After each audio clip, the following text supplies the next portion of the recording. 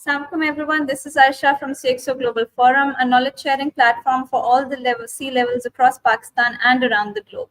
Every time we have some very interesting guests with us. Today as well, we have Sir Ron Thomas with us, who is the Managing Director at Strategy Focused Group.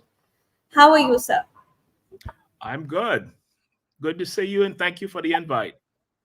Likewise. Sir, I would like to start off with your background. So could you please share a bit about your professional journey and how did you become the Managing Director of your organization? That would probably take a little too long, so I'm going to give you the short version of that. My Sure. background is in human resources. I started work at IBM right out of university, and leaving. I left IBM after a year or so. I was in sales, started in sales, and sales led to training. Training was in New York City, and I started as a trainer with Microsoft Office, I think it was, and we worked that business for probably about 5 or 6 years, and they closed it down. And then I started interviewing for a role as a training manager, because at IBM I had worked my way up to head of training for the Northeast region of the U.S. So that covers Boston to, say, Florida. And I ended up getting a job at Martha Stewart as a training manager. No training in place. They were 6 months post IPO. And I got there, and it was the best situation for me. It was a young company, a new company. Average age was 27. Manager's age was 32. 72% of our workforce was female. And it was just ripe for change. And we got in there, and we did some tremendous things as a result. And eventually, I left there 9 years later as the vice president of human resources. And I left Martha Stewart, and I moved to Saudi Arabia. I was executive searched by a firm out of Riyadh to become the chief and administrative officer. And I moved to Riyadh. And I lived in Riyadh for like a year and a half. And after that time, I decided to not renew my contract. And I ended up getting a role as a CEO for Great Place to Work, based here in Dubai, where I'm recording from now. And I was in that role for a little over a year. And then I decided to pull out and start my own firm, Strategy Focus Group. I got a business license on a Tuesday. I started work on a Monday, and nothing stopped until COVID hit. And then we had to readjust as a result of that. So with Strategy Focus Group, we're based in Dubai as well as New York, because I tend to go back and forth. And we concentrate on human resources development and leadership development across the globe. Last week, I was in London. The week before that, I was in Frankfurt. The week before that, I was in Brussels. Next week, I'm in Pakistan, Karachi. So that's kind of where we are. All right. So what inspired you to pursue a career in this industry? Well, I started in sales, which I think is the best background for business, because it gives you the ability to learn how to turn a no into a yes. There was a sales, I don't want to say old sales guy. There was a sales guy who was one of the leaders inside of our firm. And he said, the sale doesn't begin until the person says no. I never forgot that. So if I'm trying to pitch a client or I'm trying to sell an idea, when the person says no, that's when I got to kick in at another level to try to convert the no to a maybe, from a maybe to a yes. And then I'm on point.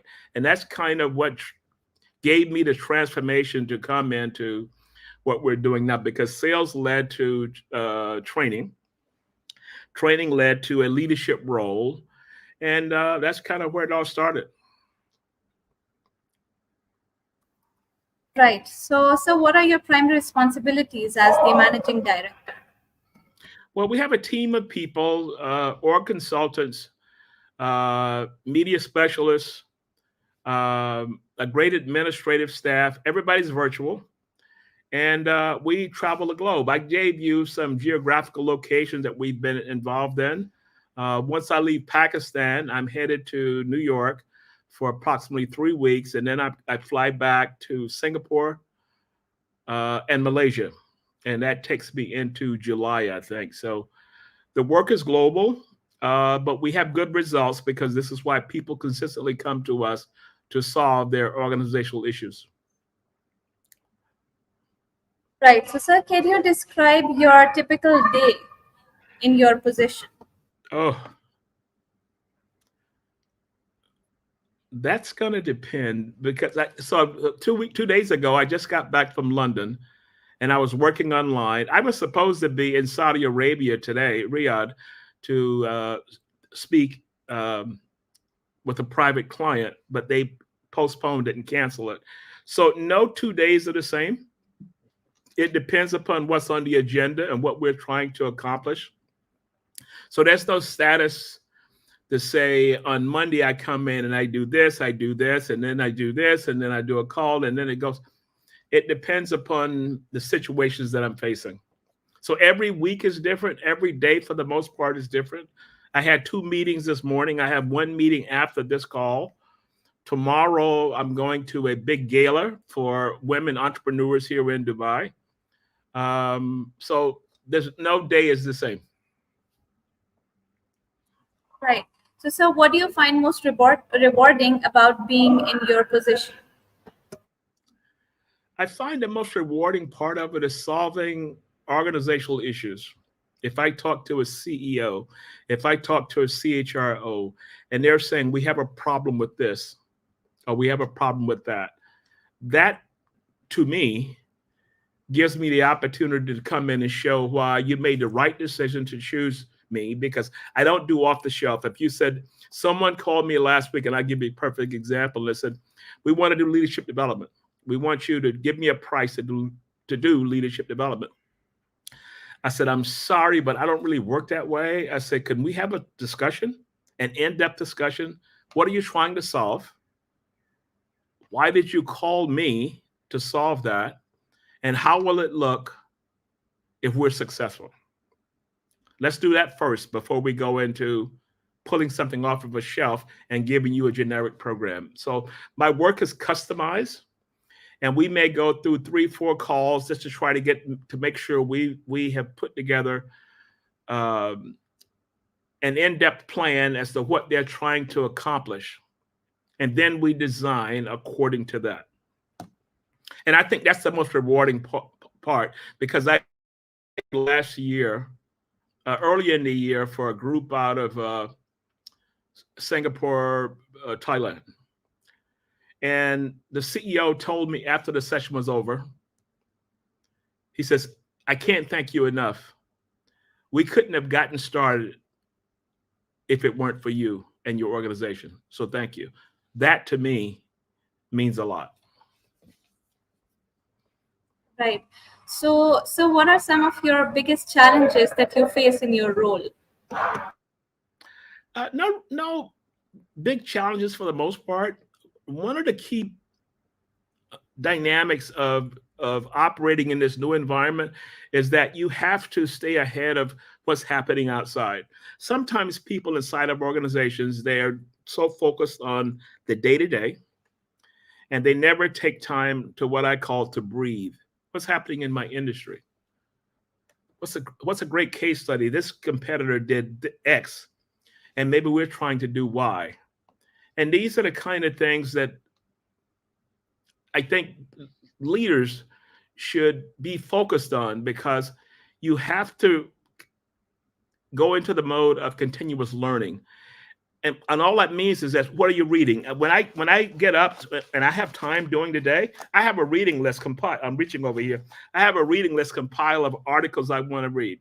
I'm printing out things. I need to read this. I need to mark it up. What can I learn from this? How can I capture this? Could I use this if someone says this? If someone calls and said, let's do this, I can reference an article, read that article a little more, and put a package together, possibly, to begin the level of discussion. Right. So, sir, how do you foster a positive and productive work environment? Well, I have a great team, and we're all virtual, and I listen to them. I always tell them, I said, basically, I work for you. You tell me what I need, what you need, and I will deliver that. And you guide me to how to build this presentation or how I'm going to work through this on my social media. Could we post this or could we do this? What's the strategy behind this? So the team that I have is the best team across the globe, and we're all virtual. So no one can tell me that people need to be in the office. We used to have an office pre-COVID at the World Trade Center, and we closed as a result of COVID. But we've always been virtual, and I think it's the best thing ever. No hours, no whatever. As long as the deliverables are done, that's all I care about. Right. So, sir, can you share an example of a particularly challenging decision that you had to make? Well, I had a client that called me and they said, we want to do XYZ. And I said, can you give me more information? No, we want to do XYZ. I said, well, I don't really do off the shelf. I do customized approaches to finding a solution. Well, we had everything here that we sent you. We had everything listed. I said, yeah, but I want to dig a little deeper into that to maybe find out maybe some questions I want to ask on bullet point 3. I need a little more information. Can we have that conversation? And kept going back and forth, back and forth. And eventually I said, you know what? I think I'm the wrong person for this particular project. And I think you may need to find someone else because my work is diagnostic driven. And it's kind of like going to the doctor and you tell the doctor, say, I have a pain here in my heart. And they say, okay, here's a prescription. And they give you the prescription. I said, I don't do that.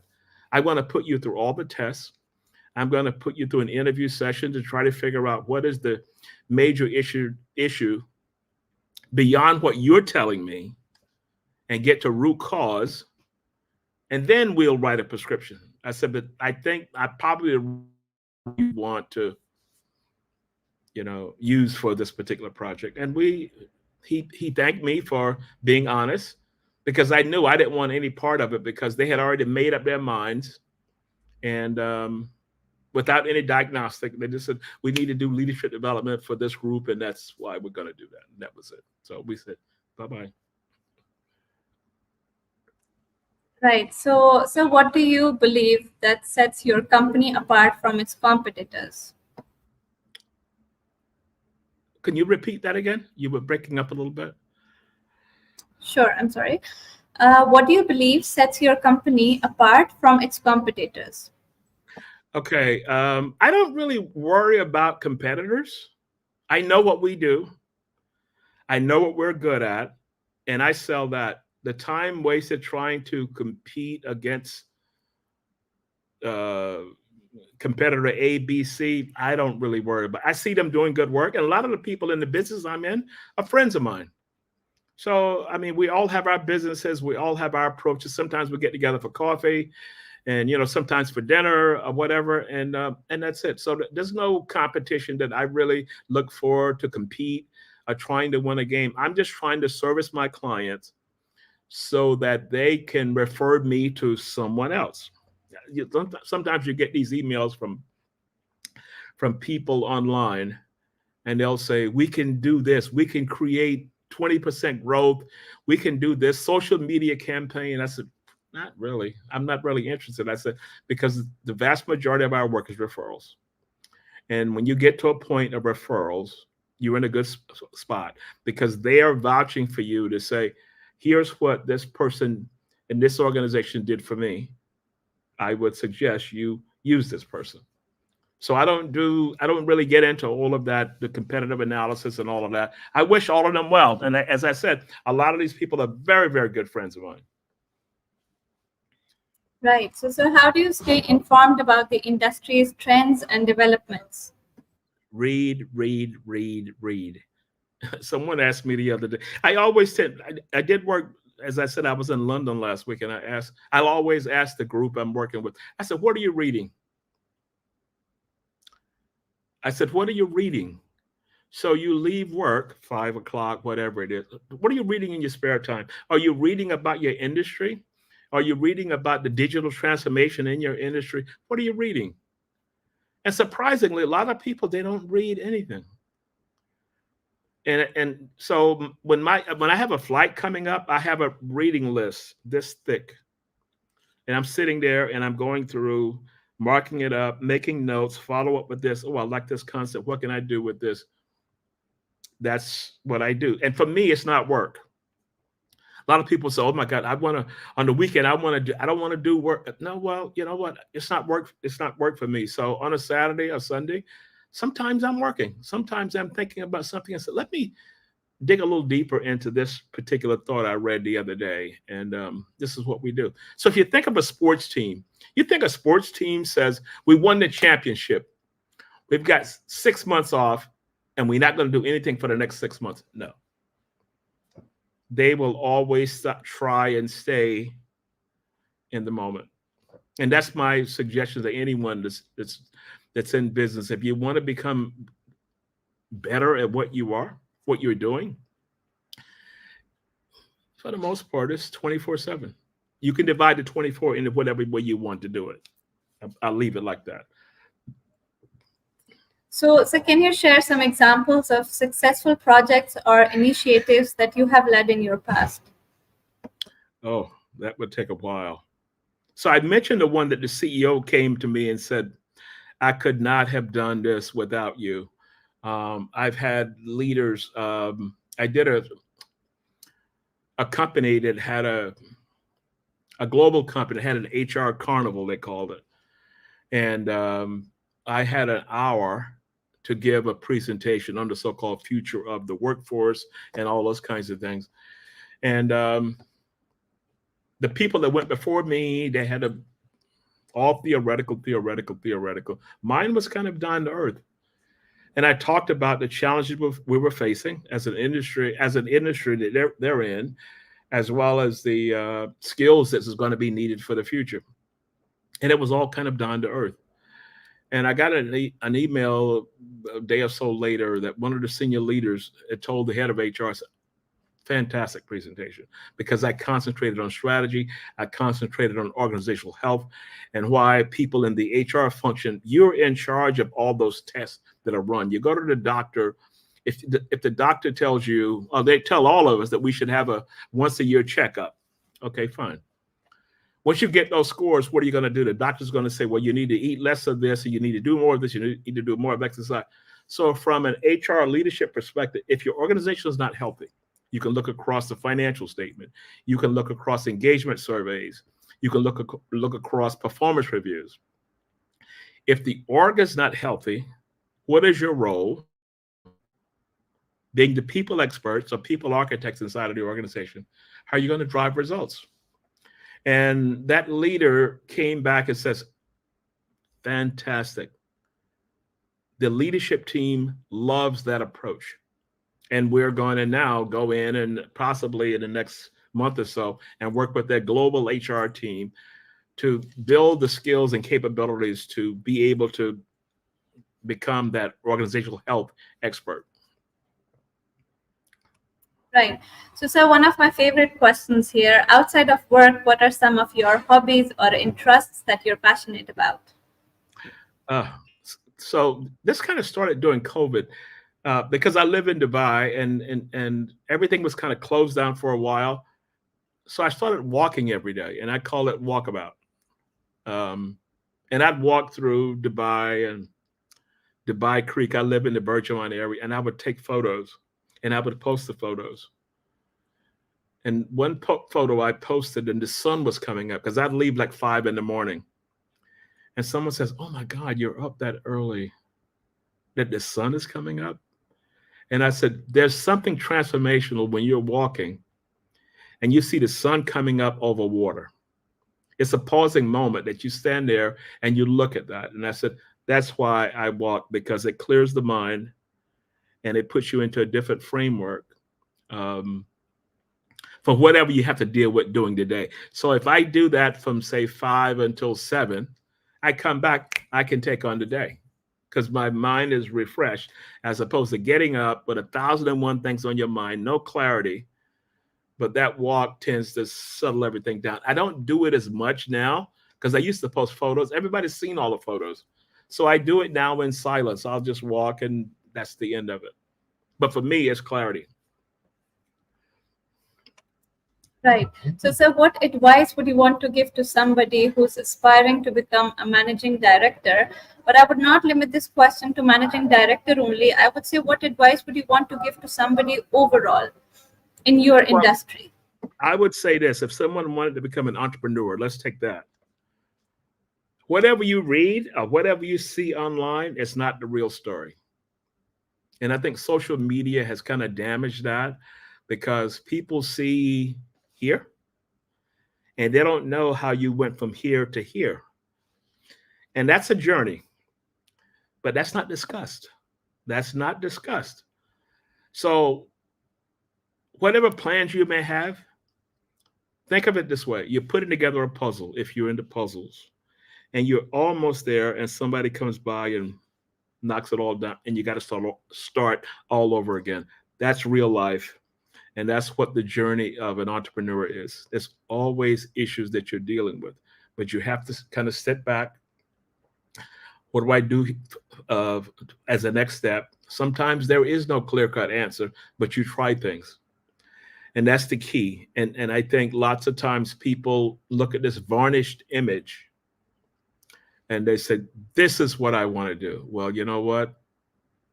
It's not like that. You can still get there, but it's not like that. There's a lot of challenges you're going to go through. But just remember, you've got to pause.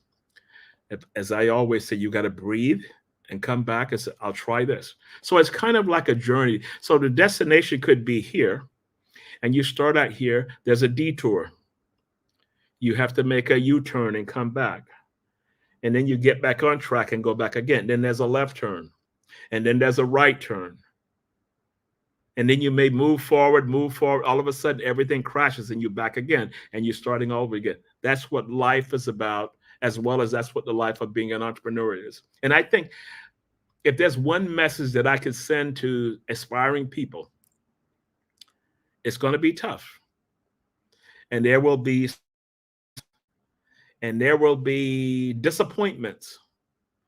But the key is you step back and you try and figure out what is the, I always say, what is the to going to be? We say from, we're here, to is here. The gap between that is a strategy you're going to use. What's the step? Step 1, step 2, step 3. Step 2 didn't work. Recalibrate. And then we go back.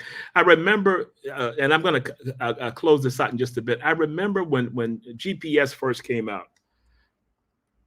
And if you made the wrong turn, it would say recalibrating. It doesn't do that anymore. It says recalibrating. Well, imagine if your mindset says, I'm headed here, and it says recalibrating. And then it says, here's a new direction. You go here and then recalibrating again. That is the perfect example of what life is about, as well as the journey of being an entrepreneur. Right. So, sir, finally, what are your long-term goals for your organization? That's a hard one because we're doing